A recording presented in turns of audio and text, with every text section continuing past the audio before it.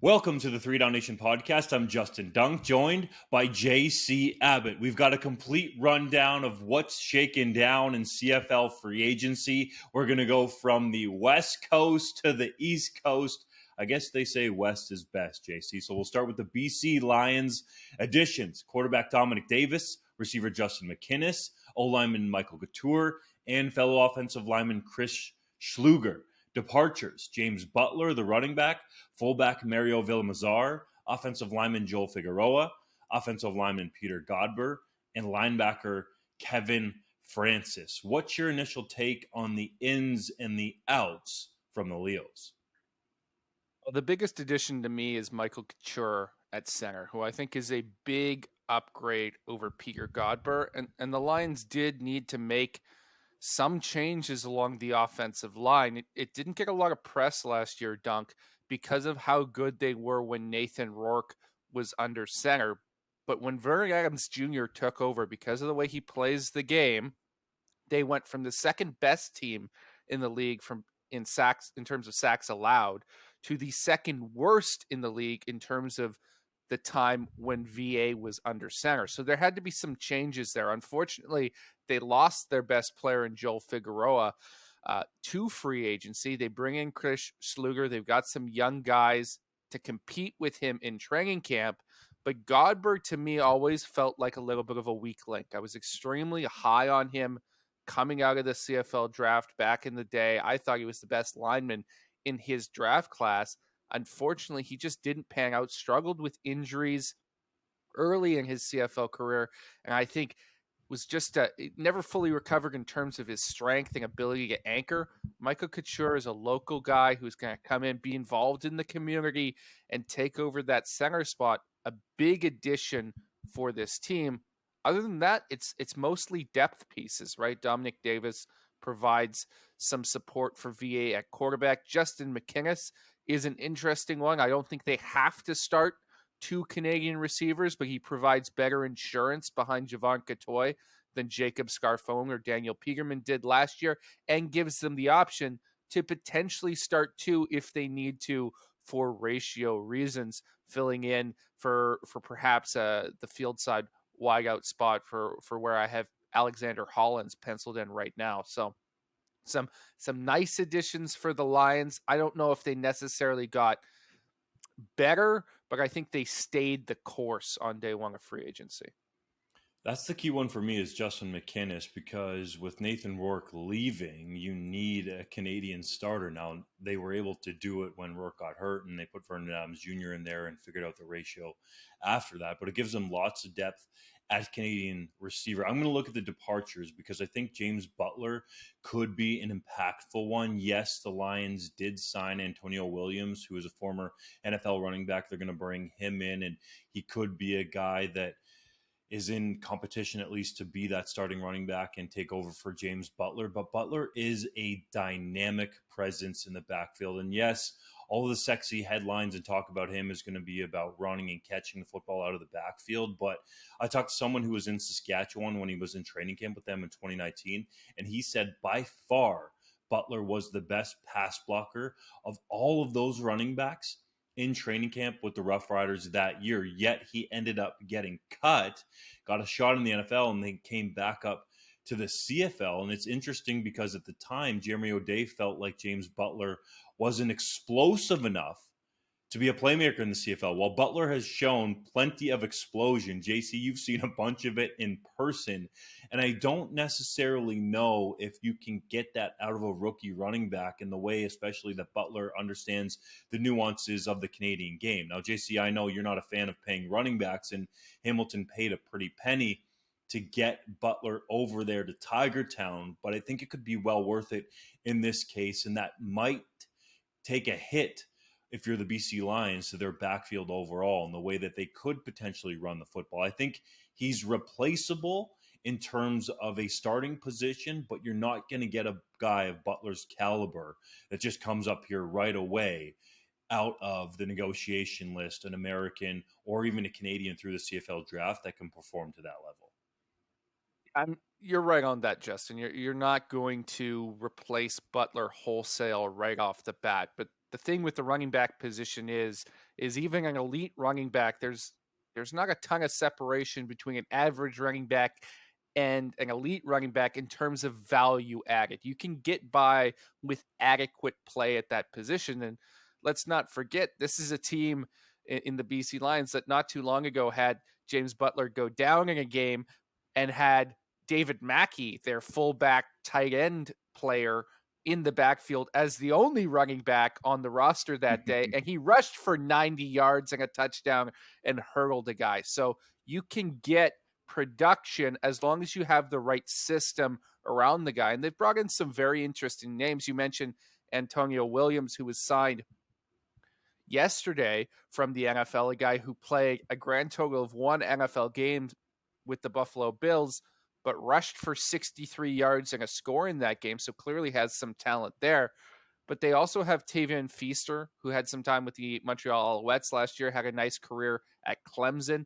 And Greg Howell is a name that really intrigued me that they signed earlier in this offseason, a guy who didn't get a lot of carries in the NFL, but played a whole lot on special teams, was extremely dynamic in that phase, an area where the BC Lions need to get better. If you have a guy on your roster who can do a little bit of both, tote the rock, and run down on special teams, that would intrigue me a whole lot. So it's unfortunate to lose Butler.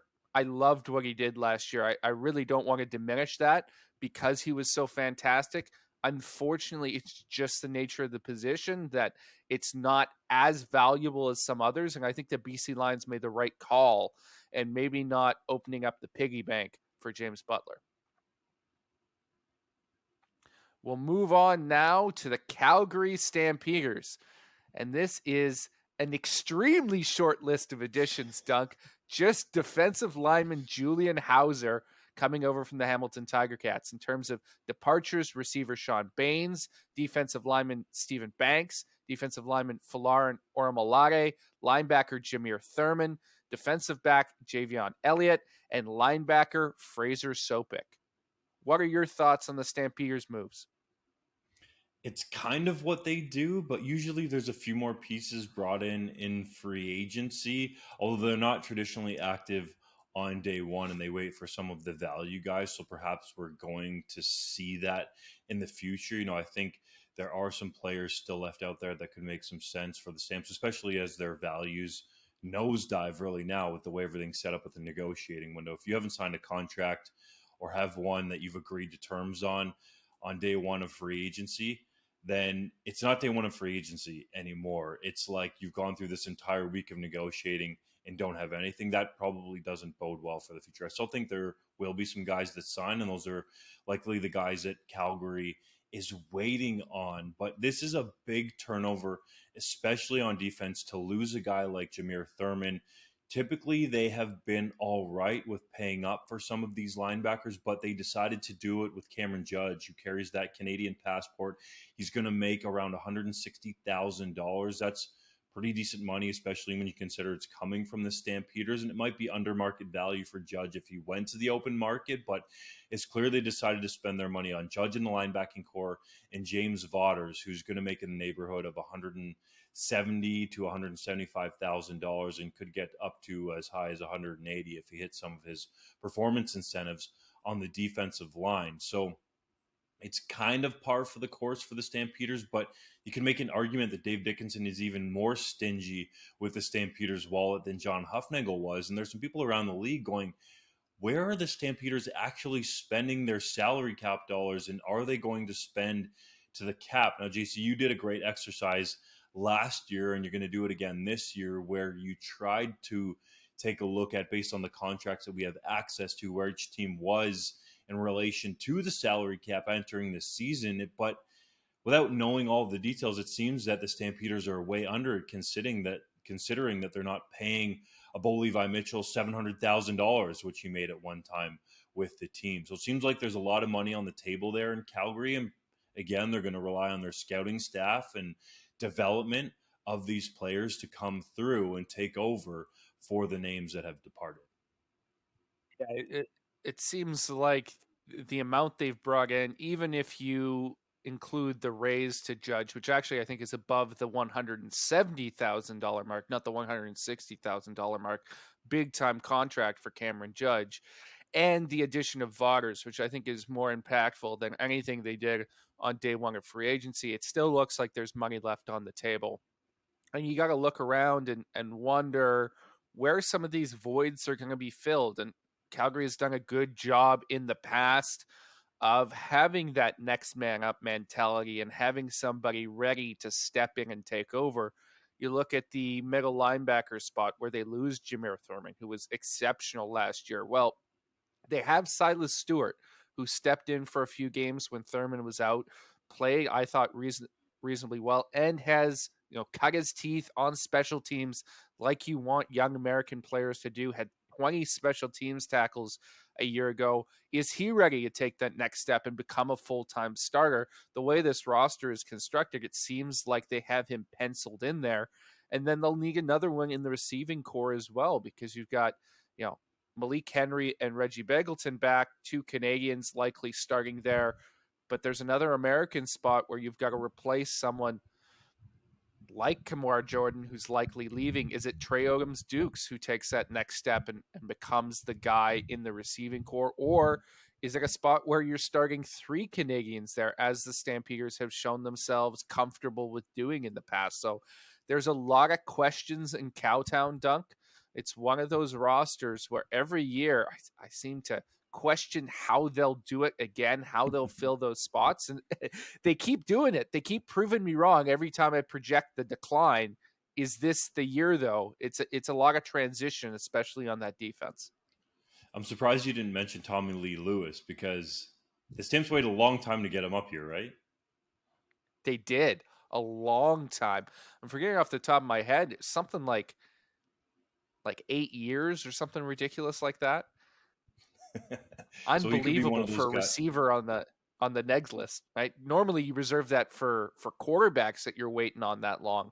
Receivers you want on and off real quick. He was a ridiculous long wait for them. So he's one of those guys that could step up, and the Stampeders rely on their talent recruitment, their scouting abilities, and the ability to get these guys up here and develop them quickly in the Canadian game. It's just, if you're a defensive coordinator, Brett Monson, you're sitting there going, man, like, I know you signed James Vaughters and we have Cam Judge and Silas Stewart look pretty good, but this exodus on defense, like Folarin Orimolade has the makings of an upward trajectory to be the best defensive end in the league, bar none. There are people that felt like that was the case in terms of him being a pending free agent, that he was far and away the best defensive end available. But the way that the Toronto Argos paid him, and we'll talk about him more in the Argos section, really shows that. So the Stamps are going to have to do it from within. Again, it's what they've done at the quarterback position and many other positions over the years. Let's go down the road. I believe it's up Highway 2 to Edmonton. The addition, is that right, JC? Highway 2? I have no idea. When I lived there, I was a baby who could not drive. Okay. I think it's Highway 2, so I'll stand corrected if a listener wants to point that out. To the Edmonton Elks, additions: receiver Sammy Coates, receiver Stephen Dunbar Jr., receiver Kyron Moore, and the crown receiver jewel of them all in this class for the Elks, receiver Eugene Lewis. Meanwhile, offensive lineman Josiah St. John rejoins Chris Jones, and linebacker Kevin Francis goes to the Alberta Capital. Departures: receiver Kenny Lawler and receiver Levi Noel. JC, when you look at this haul from the Elks, can you see them being competitive in the West in 2023, or is it going to take longer than that? I absolutely see them being competitive next year, Dunk.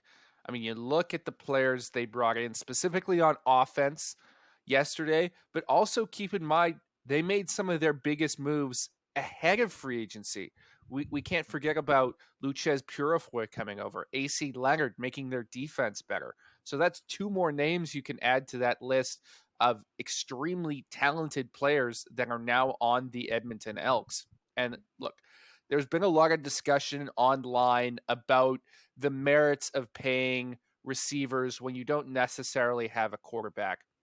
And I saw plenty of comments after the Eugene Lewis signing dropped and that big number, I believe you reported, Dunk, that it was $320,000 average annual that they'll be paying to Eugene Lewis. And there were a lot of comments saying, well, they didn't learn their lesson when they paid Kenny Lawler $305,000 last year, and then he ended up getting hurt and maybe not delivering on what everyone thought. But to that, I say, did no one watch the Edmonton Elks last year? Because when Kenny Lawler was healthy, he was just about the only good player on the field for them, right? He posted all-star numbers without necessarily the greatest quarterbacking, and a lot of those touchdowns and big passes he hauled in, that's all on him. That's not ball placement. That's him bringing down an errant pass from Taylor Cornelius or whoever it was under center at that point and making a play. And I think that's the strategy here for the Edmonton Elks. They're going forward with Taylor Cornelius at quarterback. And what it reminds me a little bit of is I was talking to a former scout for the Carolina Panthers who talked about back in the day when they had Cam Newton in his prime at quarterback. And they said Cam Newton was one of the greatest athletes ever to play in the NFL. Accuracy-wise as a passer, he wasn't always ideal, right? He put the ball in the spots you didn't necessarily want. He had a tendency to throw it high. So as a scouting staff, what we had to do is we eliminated any receiver who wasn't 6'5". We got the biggest guys we could. We got the biggest playmakers we could. So it didn't matter that his passes were a little off because we had guys who could make those catches, who had big catch radiuses, who could make those plays. And then all he had to do was gun it down the field as hard as he could. And I think that's sort of the strategy here with Edmonton. They've got Eugene Lewis now, who we know when it's a 50-50 ball to him, it's not 50-50. It's 80-20. Dylan Mitchell, I thought was fantastic last season. He could take the next step. Stephen Dunbar has made some fantastic catches. He's going to have to probably move into the slot for them, but has been dynamic. Manny Arsenault's still there. Kyron Moore, we've seen flashes from him. He can be a weapon that you move around the offense, do some trick stuff with. And then, of course, they'll likely start a Canadian in that receiving core as well, probably either Danny Vandervoort, Gavin Cobb, or Vincent Forbes-Montbleau. But really, it's those additions they brought in yesterday that are going to set the tone offensively. And I think they've got the right idea given what they have at quarterback right now.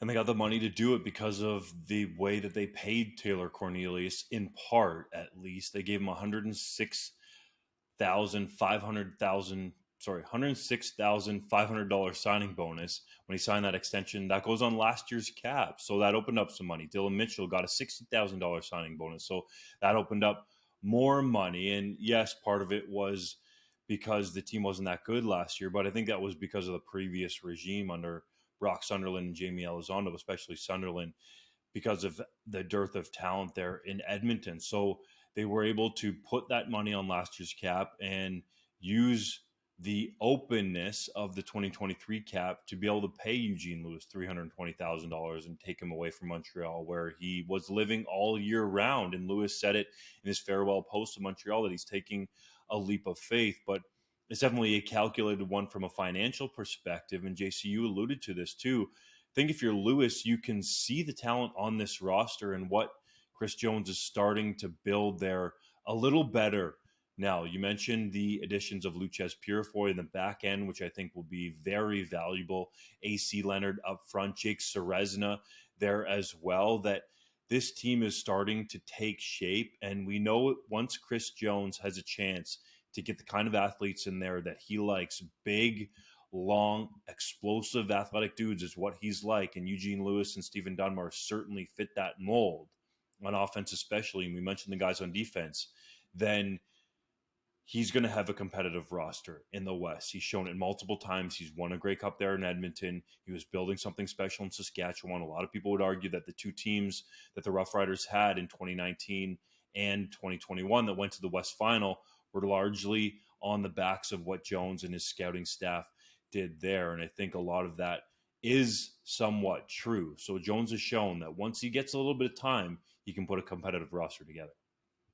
He absolutely has shown that. And you mentioned those big, long athletes. And before we move on, I think we would be remiss if we didn't mention what I think was one of the most impactful depth signings in terms of what went on yesterday, and that's Kevin Francis coming over from BC to the Elks, which was a team that wasn't very good on special teams last year. Kevin Francis led the league with 22 special teams tackles, and lo and behold, he reunites with Chris Jones, who is the guy who brought him into the league as a supplemental CFL draft pick. He's 6'6", 236 pounds now. I think he was playing safety back when he was drafted initially. And Chris Jones has moved him all over on his defenses, has turned him into a real special teams demon. He's going to bring some depth to this roster that was lacking last year, where they were just sort of grabbing street free agents and trying to have anyone fill the void. Kevin Francis is going to bring some stability. You don't want him starting on defense, that's for sure, but he's going to be a core piece of this special teams unit moving forward. On to the Saskatchewan Roughriders and some big additions here, Dunk. Quarterback Trevor Harris, receiver Sean Bain, receiver Jawan Breskison, receiver Jake Wieneke, and then on the offensive line, Philip Blake and Peter Godber, and defensive linemen Stephen Banks and Micah Johnson. But of course, plenty of departures from the Riders after a disappointing season as well. You can say goodbye to Cody Fajardo, fullback James Tuck, receiver Sammy Coates, Shaq Evans, Justin McInnes, Kyron Moore, and Duke Williams, all the receivers. Offensive lineman Josiah St. John's, linebacker Gary Johnson Jr., and then left tackle Taryn Vaughn as well, all departed from Regina. What do you make of the Saskatchewan Roughriders' first day of free agency? Overall, it seems like Saskatchewan is better, at least on paper, and that's going to start with Trevor Harris, going to be the one that everybody focused on. But I think two of the most impactful signings potentially would be Philip Blake. I think that's a guy that can play up and down the offensive line and could have a chance to play tackle for them if they decide to go Canadian at that position. I mean, at least gives them the flexibility to do so if some of these American guys that they're signing off the neg list, like a Gerald Hawkins, don't come along as quickly as the Rough Riders hope. And the other one that could go either way is Peter Godber. You mentioned it, JC, when we were talking about him being a departure from the BC Lions. He was a guy that was highly touted coming out of the NCAA, Rice University, when he came to the CFL, and hasn't quite lived up to expectations, especially lately. But he was a guy that the Riders clearly targeted, and they favored him over Justin Lawrence, who was an East Division All-Star, who went from the Argos to the Alouettes. They favored him over Darius Sirocco, who went from Ottawa to Toronto, even though he did lose his job to Cyril Hogan-Sando there with the Redblacks. There were some people that still like Sirocco. He's a former first-round pick himself. So I think Godber is going to be a real key here for how good this group of free agents will be in Saskatchewan, and that includes Harris. I think Trevor Harris and his quick release can certainly help out the offensive line. He's got some playmakers there, especially one that he's comfortable with in Jake Wieneke. Keane Schaefer-Baker, I think, is ready to take the next step and be a legitimate number one target in the CFL, even though he should be down in the NFL. That's a whole completely different story in and of itself. But the Riders and Harris are fortunate that Shake and Bake is back in green and white, and I think that's something that's forgotten here. The Riders did have some interest in Eugene Lewis, but they weren't willing to spend that kind of money, over $300,000, to get Lewis to come to Saskatchewan. And they went through that with the same amount of money, but with Duke Williams, paying him in and around $250,000 to sign with the Rough Riders last year in 2022. And that money didn't work out. And I think history would show that when you spend that type of money on a receiver, it doesn't guarantee you the production, especially when it's a new player coming in. So I think it's smart to make Keane Schaefer-Baker the focus on this offense. Oh, by the way, he's a Canadian, so that helps you ratio-wise. And then get into being a more physical team up front that I think will rely on the run game more with Jamal Morrow there, who's arguably their best player on offense with Keane Schaefer-Baker and Frankie Hicks. And that's something that Riderville wanted to see more when Jason Moss was there. And I think that will be a staple for Kelly Jeffrey and the new offensive scheme that he brings to town. Godber much better as a run blocker than as a pass blocker, in my opinion. I don't necessarily know if he's an upgrade over Dan Clark at that center position, but certainly a lot younger than Dan Clark at this stage of the game. So you do have to make some moves in that regard if you want to improve the group as a whole. And then I really like the addition of Philip Blake, which you touched on as well, who played really good minutes at left tackle last year for the Toronto Argonauts. He's old. He's extremely old, but he doesn't have a lot of wear on the tires because he spent some time not playing down in the NFL. So he can still come in and contribute either at guard or at tackle for the Saskatchewan Roughriders. The two big things that really jump out to me, Justin, is they got their guy at defensive tackle. And we talked about it on the pod. I think it's 2 weeks ago now when we were discussing Mike Edam talking about Garrett Marino's loss being impactful for the team last year. And I went and looked at the stats, and their top two defensive ends at that stage, it was Pete Robertson, who's still with the team, and AC Leonard, who has departed. Neither of them recorded a sack in a game where Garrett Marino wasn't playing. Now, that's a pretty telling statistic. It means they needed a bigger presence in the middle. And when you've got Anthony Lanier paired up with Micah Johnson, that's going to create a lot of disruption inside. It's going to free up the Riders' edge rushers to have the sort of success they did early last season when Robertson was putting up some absolutely crazy numbers. But on the flip side, I look at their receiving core, and to me, this is a group that needs one more piece in free agency. And I'm sure there's going to be some value here in the coming days, Dunk. But right now, you've got Jake Wieneke in there. Braden Lenius and Schaefer Baker are going to be starting for you. But there's two American spots in my mind where you're not really sure who's going to be that guy. Is it Sean Baines, who you just brought in, who was sort of an under-the-radar signing? Do you want to plug him into one of those roles? That's a possibility. Jester Way got some playing time late last year. Tevin Jones had some minutes in the receiving core, has a big body, but he's 30 years old, a former NFL guy. Is it one of these youngsters you're bringing in? In my mind, you need to have another veteran addition to the receiving core in free agency. And there's a couple of names out there, the Darrell Walkers, that sort of player, which would be interesting in my mind for the Riders to target going forward. If it's going to happen, we'll have it for you on 3downnation.com. Let's go to the Rough Riders' rival, the Winnipeg Blue Bombers, who have become the gold standard in the CFL, going to 3 straight Grey Cups and winning 2. They won those 2 CFL titles while Kenny Lawler was with the team, and that is their major addition in CFL free agency. Departures include receiver Greg Ellingson, offensive lineman Michael Couture, and defensive lineman Casey Sales. Are the Bombers primed and ready to win a Grey Cup, their 3rd in 4 years, with Kenny Lawler back in the fold, JC? I think Lawler really helps this team and gives them an element to the offense that they were missing a little bit last year, which is having that outside guy who can take the top off, who you can throw a 50-50 ball to, and he'll bring it down. I think really the biggest thing that happened to this team yesterday is the fact that the NFL window closed when free agency opened, and Dalton Schoen is back with the team, a guy who, as a rookie, led the league in both receiving yards and receiving touchdowns, had an absolutely insane season. NFL teams felt like he maybe didn't fit the prototype that they were looking for, that he really exploded onto the CFL scene because he used the waggle so well and was so good in that extra space, and they used it as a knock against him. I think there's some truth to that. I think it may be a little bit overblown as well. But the reality is Dalton Schoen is now going to be next to Kenny Lawler.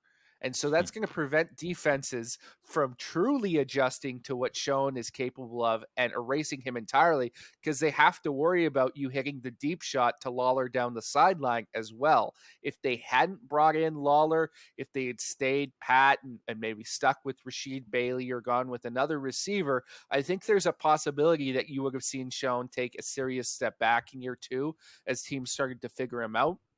But adding that sort of dynamic weapon beside him is going to make sure that he's still productive next year and this receiving core can continue. Yes, losing Greg Ellingson hurts, but he again is more of a similar guy, gets shown more of a possession guy than a deeper slot threat like Schoen was last year. But he wasn't necessarily taking the top off or demanding double coverage or things like that. Now you've got a guy who does that. And so that's going to open up this offense for Zach Collaros to continue to take those deep shots. Lawler makes the Blue Bombers offense scary. And yes, it was still a very productive offense without him there last season. But this makes this offense scary on paper and for defensive coordinators to defend. It takes it to another level. And I think it was an element that was missing from the Blue Bombers. Yes, they got some big plays from Dalton Schoen, but not manufactured in the way that Lawler is able to do. He's got that rapport with Zach Collaros, which is very important. He can take the top off of defense. He can go up and steal a ball in between 1, 2, 3. I don't care how many defenders it is. He has the ability to go up and do it. We saw him do that, especially that catch in the back of the end zone in Edmonton last year. That was a highlight reel catch of the year type candidate. Lawler adds that element. We know all the other pieces they have on that team that have been mainstays: Willie Jefferson, Adam Bighill, Jackson Jeffcoat on defense, Deatrick Nichols as well there in the secondary. But getting Lawler is an absolute game changer for this team and makes them the big time favorites to win the Grey Cup again. Yeah, I think the one key thing they've got to address here going forward is the defensive line in terms of depth. They lose Casey Sales, who I think was the biggest loss for them on day one of free agency. They have Ricky Walker there as a defensive tackle who has played well when called upon and can step up, but they've got almost actually no American depth in behind them right now. In the past, the scouting staff has been asked to sort of find a starter, find an impact player in the defensive backfield in the secondary. They've got depth across the board there right now. They've done a fantastic job over the last couple of years finding those talents. This year, in my mind, the focus has to be on finding some defensive linemen, some young up-and-comers, because you still have Jackson Jeffcoat and Willie Jefferson who are dynamic off that edge. But as we saw last year, Jeffcoat battled injury quite a bit. Both players are getting up there in age. You need some quality depth behind them. You might see some ads in the later stages of free agency, guys on minimum contracts that maybe the Bombers think they can get more value out of. And there's going to need to be some impactful rookies brought in as well, because right now, that's the major weakness I'm seeing with this team. If one of their high-quality defensive linemen goes down, we don't know who's going to be the guy who has to step up. Moving on to the Hamilton Tiger Cats, who have lit the world on fire, Dunk, with their free agency additions. Let's go down the list. Running back, James Butler. Receiver, Duke Williams. Offensive lineman, Joel Figueroa. Then defensive lineman, Kwaku Boateng, Ja'Garrett Davis, and Casey Sales. Linebacker, Jameer Thurman. Sam linebacker, Chris Edwards. Defensive back, Javian Elliott, linebacker Fraser Sopik, and receiver Levi Noel. Departing from the team were receiver Stephen Dunbar, defensive lineman Julian Hauser and Micah Johnson, linebacker Jovan Santos-Knox, and defensive backs Cariel Brooks and Jamal Roll. What did you think about the moving and shaking from the Hamilton Tiger Cats? There's a lot of starry names there that the Tiger Cats are bringing in to go along with Bo Levi Mitchell, who is the unquestioned face of the franchise now in Hamilton. I love the addition of Butler in the backfield. I know they had to pay him well to get him there, but I think it's well worth it, especially in a year where the Tiger Cats are really gunning to win that Grey Cup, not just get there on home soil this time around. Duke Williams, to me, is the most intriguing addition because we've seen his antics, especially in Saskatchewan. Perhaps that wasn't necessarily controlled very well by head coach Craig Dickinson and the rest of his staff there. And to be honest, it just didn't seem like a fit for that reason. Orlando Steinauer values culture. Tommy Condell and Mark Washington do as well. So there must have been some long talks there with Duke Williams about his antics and throwing helmets and accusations of him spitting on other players and being a guy that was drawing attention while he was hurt on the sideline in Saskatchewan. I'm sure there would have been some long talks with Duke Williams for him to understand how he needs to come in there and fit into this culture that is really about the team overall. And Orlando Steinauer wants these guys to be themselves as well. But if you let Duke Williams be himself, then he's shown that he's going to have discipline issues. Really, mainly those flared up last year in Saskatchewan. Now, some of that could have been the pressure from being paid in around $250,000 and coming back from the NFL and all those types of things. But he needs to curtail that stuff. If he does, it could be a great pickup. Picture Bo Levi Mitchell, who we know can still sling the rock, chucking it downfield to Duke Williams. They re-signed Tim White. He's not on our additions list, but that was a major re-signing to get done. I think he's a young budding superstar in this league, and you pair him with Duke Williams, who can go up and get the ball in traffic. I think that's a great 1-2 punch at receiver. But maybe the most impactful signing for the Tiger Cats is Joel Figueroa. They have had a bunch of names go through that left tackle spot. It has been a sore spot for them for a number of years, and they paid up to do it in and around $190,000 to make Figueroa the highest paid American offensive lineman in the CFL. But I think it's well worth it, especially when you have a guy there in Bo Levi Mitchell, who we know can move around. I think he's more athletic than people give him credit for, but largely he's going to be in the pocket. So you need to protect your investment there in Mitchell. You're paying that guy $520,000. So to pay Figueroa $190,000, as long as you can fit it all under the salary cap, and I do believe the Ticats have figured out a way to do it, then it's well worth it. I love the addition of Jameer Thurman on defense. For as good as Jovan Santos-Knox is and can continue to be with the Ottawa Redblacks, I think Thurman is a little bit of a step above, and he's a guy that's very versatile on defense as well. So I like all of the moves that the Tiger Cats have made. Granted, it comes with a caveat if they can all come together quickly in Hamilton. Yeah, that'll be the big question going into next season, is how quickly a group that is this new can gel together. And I like all the moves as well. To me, this looks like a group has decided, okay, we're taking the swing now. We've got a home Grey Cup. We are going to either win it or we're all going down in flames. It's all in this season.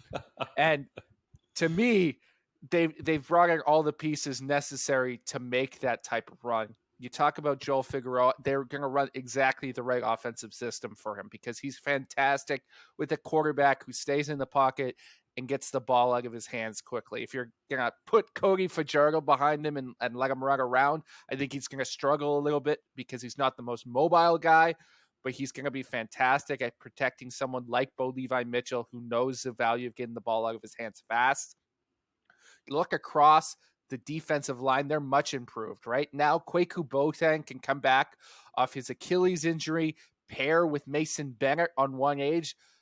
That's a legitimate Canadian spot now where you don't have to worry about bringing in or rotating in Americans and subbing in a Canadian for somebody inside. Those two can hold down that side in a rotation with Anthony Federico behind them as well for some depth. I really like that move.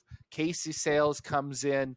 Jagarrett Davis, we all know he has never missed a Grey Cup in his career, so you bring him in as a little bit of a Grey Cup or a good luck charm for the Grey Cup.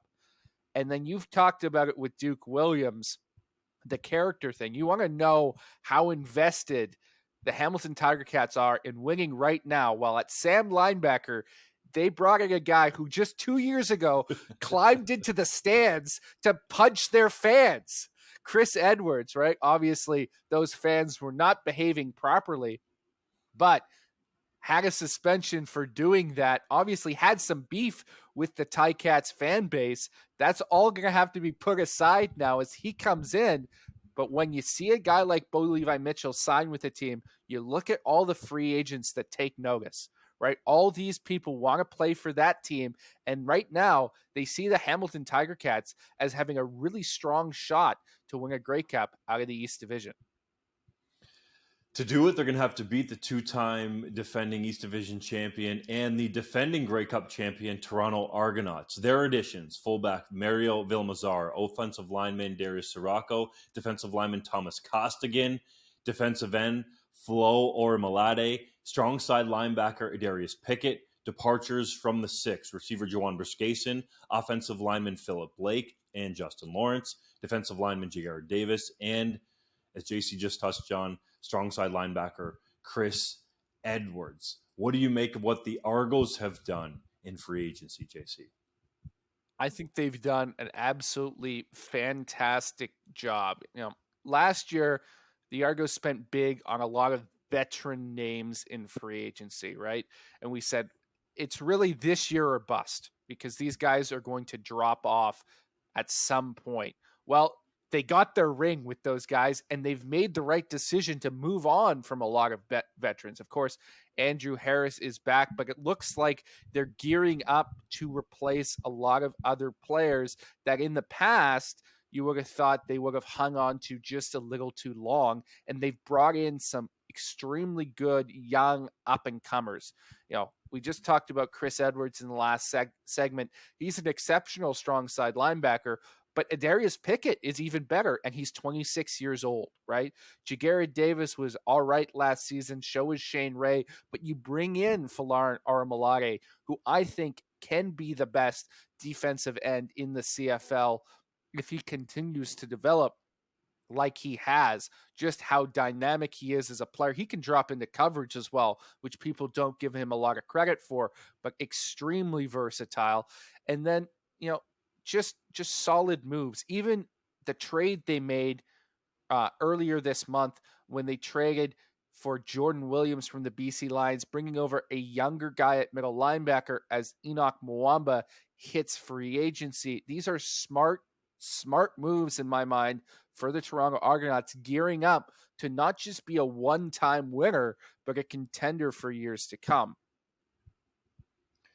It's almost as if, JC, the Argonauts are spending money or going in a direction where it seems like McLeod Bethel Thompson is going to be with the Argos in 2023. Now, it's not a guarantee one way or another, but they pay Flo Orimolade $240,000 and then $250,000 the year after that to make him by far the highest paid defensive end in the CFL. If you're wondering, Lorenzo Malden, who's a reigning most outstanding defensive player, and Willie Jefferson are going to make $200,000 on the books at least in 2023. So they really believe in Flo Orimolade, and I do feel like at some point there's going to be an addition here at the quarterback position. They would like to get a veteran guy in there if it indeed is going to be Chad Swag Kelly at a quarterback, or Swag Kelly as he's becoming known around the league. If McLeod Bethel Thompson doesn't come up here, I think that could be in the form of Dane Evans. The Tiger Cats just don't have room to keep him there with his $400,000+ contract on the books at the moment. Or perhaps it's somebody else like an Antonio Pipkin who has been in Toronto there. But I think they could add at the quarterback position. But overall, I really like what the Argos have done. They kept some strong leaders, especially in Tavares Daniels on that receiving core. Overpaid him a little bit, you could argue, based on a production standpoint, but I think it's well warranted. And to keep Curly Gittins Jr. and pay him $200,000, I think is well worth the money, considering he's Canadian and he's trending in the direction of being a number one target in this league. Yeah, the questions I have on the Argos are all on the offensive side of the ball. I would like to see them add another name at receiver, and potentially they still can going down the line here in the next couple days, because Tavares Daniels has been extremely solid for them. I don't know necessarily if he is that guy. He can be a number 3, maybe a number 2. Curly Gittins Jr. is blossoming into that role, but they've got Cam Phillips and potentially DeMonte Coxey right now penciled in as the starters. I'd like to see another name added there. And then the most surprising signing for me of the entire day, Justin, was Darius Sirocco coming over from the Ottawa Redblacks, a guy who can start at center wasn't really a need in my mind for the Toronto Argonauts. I know Peter Nicastro was hurt all of last season. He's coming off injury, but he was trending towards a return at the end of last year. Potentially could have even been ready to go for the Grey Cup, but they decided not to mess with the chemistry, which I think was wise. But right now, they've got an extreme logjam at the offensive line position. A lot of former first round picks in there. There's going to be, in my mind, some movement there going forward to sort that out. I'm not sure why you would bring Sirocco into the mix.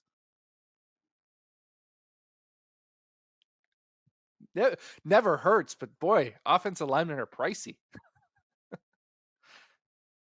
The Ottawa Redblacks are up next, and they made some good moves, Dunk. Receiver Shaq Evans, offensive lineman Teron Vaughn, defensive lineman Michael Wakefield, linebackers Gary Johnson Jr. and Jovan Santos-Knox, and then defensive back Cariel Brooks, all coming over in free agency. And leaving the team, it's quarterback Caleb Evans, offensive lineman Darius Sirocco, who we just mentioned, defensive lineman Kwaku Boateng, and long snapper Louis-Philippe Bourassa. What did you think about the Ottawa Redblacks moves yesterday? Sean Burke, the general manager there, continues to build a very competitive roster in a bit of a quiet way. I really like the addition of Shaq Evans because I feel like it's high upside and really low risk. He's a guy that can take the top off a defense when he's healthy and make a bunch of plays. And I think that's just the key with him is getting healthy, because if he builds a rapport with Jeremiah Masoli there, I think that tandem could be really exciting to watch, along with Jalen Ackland. They're high on Justin Hardy and a number of other Americans there that are on the roster. So I like that addition of Shaq Evans because I think he can make an instant impact if he's still healthy. And I know he has something to prove after the Rough Riders decided to move on from the Shaq attack. I thought they gotten better on multiple fronts, both on offense. Teron Vaughn, I don't think he deserved some of the hate he got from Saskatchewan. He battled injuries a lot. If he can stay healthy, he can pencil in there at left tackle. Obviously, Ucombre Williams has sort of declared on social media that he will be retiring, although the team has not announced it. So they needed somebody to fill that void. He can be that guy. And then on defense, I think Jovan Santos-Knox is a significant upgrade from Avery Williams, who has put up a lot of tackles over the last few years with the Ottawa Redblacks, but in my mind has never truly been in the elite category of linebackers. I think Santos-Knox is, the way he moves around, his intensity. He's a really good addition. Michael Wakefield can be in that defensive line rotation. And then Cariel Brooks, we're talking about a guy who was an all-star halfback in 2021. And although he missed some time with injury last year, I don't think his play took a step back at all. He's on the older side, but he can come in and potentially play at an all-star level again. That's a really solid addition to that Redblacks defense. One player that should be on the addition list for the Redblacks is Drew Desjardins, an outstanding Canadian offensive lineman who came back up from the NFL, spent some time with the Patriots and Saints down there, and the Ottawa Redblacks won the sweepstakes for him, the pre-free agency sweepstakes, if you will, for arguably the best Canadian offensive lineman in the league. They paid him in that realm as well, over $250,000 to make him the highest paid Canadian offensive lineman ever in the CFL. I think it was well worth it. Burke is continuing to build in the trenches on the offensive line. He's got some great depth there, and especially some young pieces on that offensive line. Cyril Hogan-Saint-Onge is one of those, just going into his second year on a rookie deal. Is a great guy to have in the middle there, calling out all the protections, and to get Desjardins was a big win for the Redblacks. Moving on to the Montreal Alouettes, their additions. Quarterback Cody Fajardo leads the list, pairs back up with Jason Moss. They also bring in quarterback Caleb Evans to back him up, fullback James Tuck, receiver Greg Ellingson, offensive lineman Justin Lawrence, defensive back Jamal Roll, long snapper Louis-Philippe Bourassa. Departures for the Elks. Quarterback Dominic Davis. Of course, Trevor Harris essentially becomes a trade of number 7s between the Owls and the Riders as Harris goes to Saskatchewan. Receiver Eugene Lewis. Receiver Jake Wieneke. Offensive lineman Chris Luger. Defensive lineman Thomas Costigan. Defensive lineman Michael Wakefield. And strong side linebacker Adarius Pickett on the way out. JC, when you look at Montreal and what they've had to deal with the ownership situation, how do you evaluate their free agency? You know what? I want to give Danny Machocha a hug because he's been through a lot the last little bit, and I think he did as good a job as can be expected given the circumstances. Now, we should touch on the ownership situation. On the day of free agency, the CFL took over control of the Montreal Alouettes, a necessary move in my mind, one which I think should have probably happened a little bit sooner. They are searching for new ownership. There are parties interested. I suspect before the start of the season, even in the next month or so, we will get a new owner for the Montreal Alouettes, but it certainly prevented them from making a lot of the top end moves that they were hoping to and retain their players. Guys like Trevor Harris and Eugene Lewis certainly had significant interest in staying in Montreal, but couldn't be given the guarantees before that negotiating window opened because Daniel Machocha was struggling to get approval from the ownership group that essentially, as you described it a week ago, Dunk, thrown the keys on the table for the franchise. So they lose out on those guys, but they bring in some really solid additions on day one, right? You've got Jamal Roll, who is one of the best cornerbacks in the entire CFL. You pencil him in as a starter on this defense. Greg Ellingson is a fantastic receiver, even though he's going to be 35 next year. He hasn't shown that when he's on the field, he's taken a step back at all. He may miss a few games here or there for injury, but he's a guy who's going to make an impact for that offense and is going to help out Cody Fajardo, who comes over as the team's quarterback. Now, I'm not sure I'm in love with bringing over Fajardo because I'm not sure I love the pairing of him and Jason Moss. Those two get along just fine. Their personal relationship seems to be strong. I don't know if what Moss likes to run is the same offense that best suits Cody, but there could be some adjustments there. We'll see what it looks like behind a much stronger offensive line because Montreal has been very solid up front in the past, and they bring over a guy like Justin Lawrence who fills that center spot that they struggled so much with injuries at last year and who can play at an all-star level. They still have Pierre-Olivier Lestage who came over late last year, and I believe is going to be one of the best guards in the CFL as well. So some really solid additions given the circumstances for Daniel Machocha and the Montreal Alouettes. It was a really difficult situation, and it was really just the timing of it all. Trevor Harris said that if this had happened 2 weeks ago, then perhaps he was still in La Belle Province, but this is the way that it has worked out. And Danny Machocha probably felt like, well, if Trevor Harris or Eugene Lewis aren't willing to stick with us through this difficult ownership process, then we want players who are going to. And Cody Fajardo has committed to the Montreal Alouettes, albeit largely because that was really the only spot where Fajardo could go to be a somewhat guaranteed starter in this league. They paid him like it. I've heard the contract is over $400,000, so Fajardo still has that type of money coming in. And I think that solidifies him as being the number one guy going into the season, especially knowing that Caleb Evans is signed there and his lack of starting experience, although he does have some in the CFL. So I think it's a great number two option for the Alouettes. And I do really like the signing of Greg Ellingson. If he can keep himself healthy and on the field, I think he can be highly productive. He showed it last season. I believe only played in 8 regular season games, had almost 600 yards in those games and 3 touchdowns. And, part of that is Mike O'Shea likes for his veterans to be back to 100% health before he puts them on the field. He doesn't like to rush them back unless it's a situation where it's the Grey Cup game and Zach Claros is going to play on that lower body injury no matter what. So I really like the addition of Ellingson there in Montreal. Yeah. Well, we've gone coast to coast, but I think before we move or we end this podcast, we should probably touch on some of the other storylines or other aspects of free agency, namely the other leagues south of the border that are presenting an option to some of these players. Obviously, you reported, Justin, yesterday that Hamilton Tiger Cats strong side linebacker Cameron Kelly is exploring XFL options. We saw middle linebacker Darnell Sankey, formerly of the Saskatchewan Roughriders, sign with the XFL today. And there have been reports of a few other players that are currently free agents exploring USFL or XFL options. In your mind, Justin, what is the impact of those leagues right now on the league's marketplace?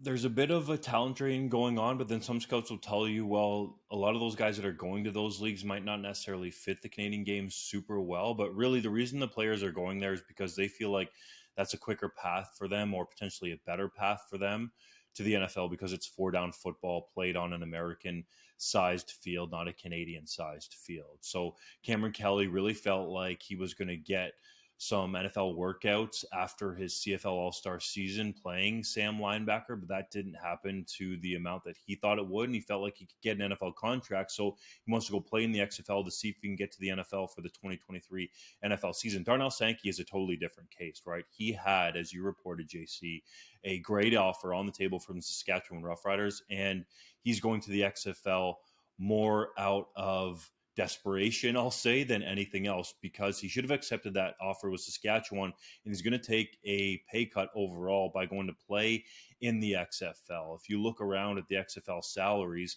those guys that aren't quarterbacks get about $50,000. Yes, it's US, but that's nothing close to the offer that Sankey had on the table that was in between 150 and 160,000 from the Rough Riders. So he's going to take a hit in the pocketbook, but it's because he thinks now that that is his best option, instead of potentially earning six figures and well above that in the CFL, which no team is going to give him really at this point. Going to go to the XFL, try to go that route to potentially get an NFL contract before he thinks about coming back to Canada. Yeah, on the Sankey situation, I reported that contract offer from the Rough Riders. Got some blowback from the player and the agent. I would just like to say publicly, the report is accurate. I stand by it. Unfortunately, it is a high pressure or highly emotional situation for the player, given the lack of interest on the open market, and partly due to the fact that Sankey is very much a downhill thumping linebacker, more suited to the American game, can rack up some tackles, can be a very good player in the CFL, but he's not necessarily as versatile as some of the elite linebackers like an Adam Bighill, who can drop into coverage, who can rush off the edge if you need him to, who can move around your defense. Sankey is very much a middle linebacker and just that. And so the XFL provides an interesting option for him. And to be frank, Sankey is never going to get an NFL contract at 28 years old coming out of the CFL. He might coming out of the XFL, because as we've discussed before, the dynamics are such that when those spring seasons end, it's just before NFL training camps open. You can jump right from one to the other, which you can't do in the CFL. You have to wait basically a full calendar year before you can be active in the NFL, even if you sign a contract while the current NFL season is going on, which provides a hurdle to these players.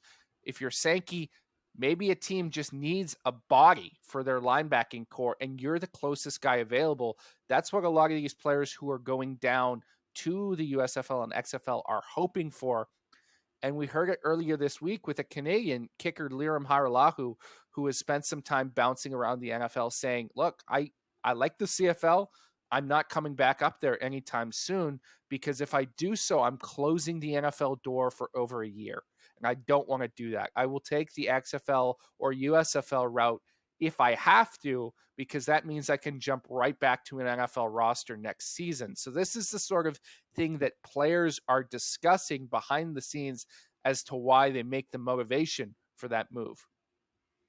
Some great analysis on CFL free agency, and JC, some great reporting on the Darnell Sankey situation with the Saskatchewan Roughriders. And for all of the latest on what's going on with anything related to Canadian football, and especially as this free agency process continues, even though the rush is over, keep it locked to 3downnation.com, and we'll catch you on the podcast next week.